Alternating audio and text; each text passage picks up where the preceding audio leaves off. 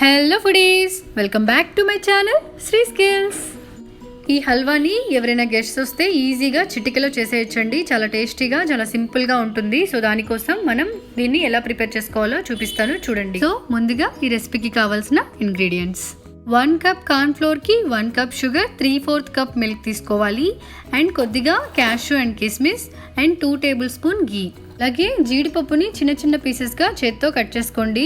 ఇంకా food colour కూడా కావాలి, చిటికెడు ఫుడ్ కలర్, మీకు కావాల్సిన ఫుడ్ కలర్ వాడుకోవచ్చు. ముందుగా మిక్సింగ్ బౌల్ తీసుకొని అందులో 1 కప్ కార్న్ ఫ్లోర్ వేసుకొని 3/4 కప్ మిల్క్ పక్కనే ఉంచుకున్నాం కదా, అవి కూడా కలుపుకొని బాగా మిక్స్ చేయండి. ఉండలు లేకుండా బాగా మిక్స్ అవ్వాలి.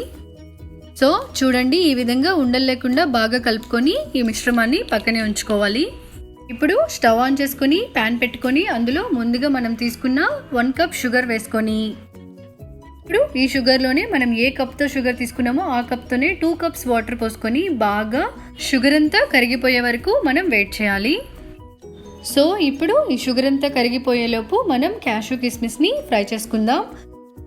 సో దీనికోసం చిన్న ప్యాన్ తీసుకొని అందులో 2 టేబుల్ స్పూన్ గీ యాడ్ చేసుకొని క్యాషు కిస్మిస్ని కూడా యాడ్ చేసి అవి రెండు కలర్ మారే వరకు ఫ్రై చేసుకోండి. సో ఇక్కడ చూడండి, షుగర్ అంతా కరిగిపోయింది కదా, మనకి కరిగిపోతే సరిపోతుంది, పాకం ఏమీ రావాల్సిన అవసరం లేదు. సో దీంట్లో మనం చిటికెడు ఫుడ్ కలర్ యాడ్ చేసుకోవాలి.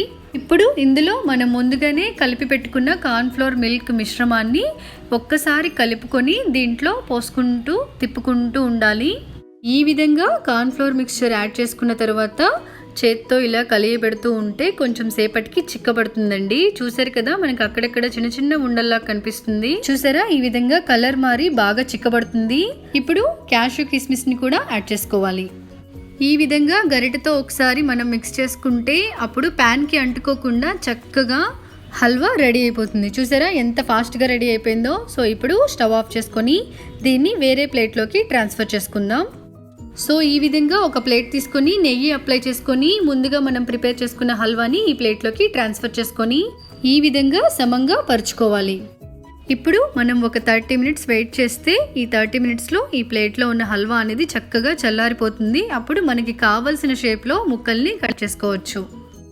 30 మినిట్స్ తర్వాత ఒక ప్లేట్లోకి ఇలా ట్రాన్స్ఫర్ చేసుకొని ఇప్పుడు మనకి కావలసిన షేప్స్లో నైఫ్తో కానీ ఇలాంటి మోల్డ్స్తో కానీ మీకు నచ్చిన షేప్లో కట్ చేసుకోవచ్చు. సో చూసారు కదా, ఈ కార్న్ ఫ్లోర్ హల్వా ఎంత సింపుల్గా ఉందో. సో తప్పకుండా ట్రై చేయండి, మీ కిడ్స్ బాగా ఎంజాయ్ చేస్తారు ఈ హల్వాని.